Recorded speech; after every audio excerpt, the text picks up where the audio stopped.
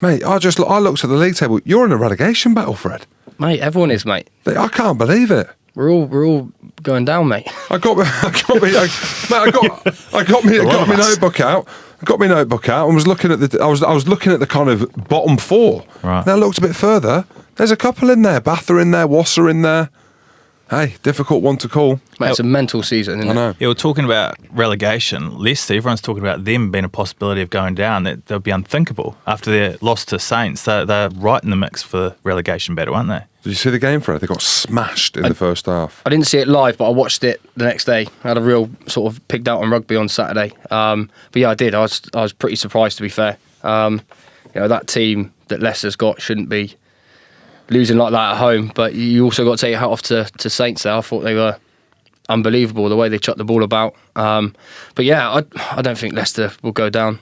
They got too much quality, surely. They play Bristol at home. They've got Newcastle away, Bristol at home, haven't they? Oh, let me just have a look. Let me just look at me notes. Yeah, get your notebook out there, Jim. You've done some prep. There's some invoicing.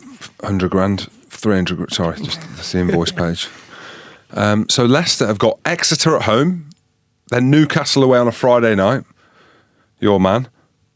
Bristol away, Quins away, and then Bath at home. Yeah, I think if I was Leicester, you'd just be targeting the Newcastle, Bristol weeks, wouldn't you?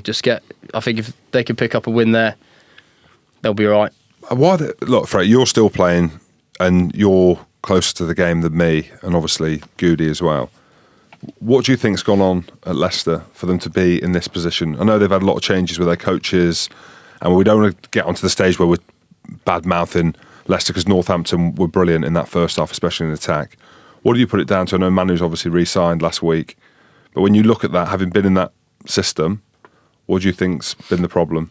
I think it's exactly that. I think they've just had so many changes in the coaching setup. They just need to, let Geordie, Phil Blake, all the boys that are there coaching just bed in a little bit and get their way of playing rugby across. That squad, like I said, is when you look at that team at the weekend, it is ridiculous. Like that Leicester team, the backs especially, yeah.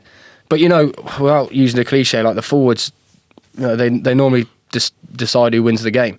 They really do. If you're not getting front foot ball, whether it's George Ford at fly half or Dan Carter, it wouldn't matter. If you're on the back foot, life becomes a hell of a lot harder. So, I just think those coaching staff need a little bit of time to bed in. The group need to stay together. And like I say, I think they've got too much quality to be going down. So I wouldn't be too worried about Leicester dropping, but they've got to pick up a couple of results, haven't they, in that Newcastle and Bristol fixtures. So it'll be interesting. But we're not all negative here because Goody's not here, Andy Rowe. How good were Northampton?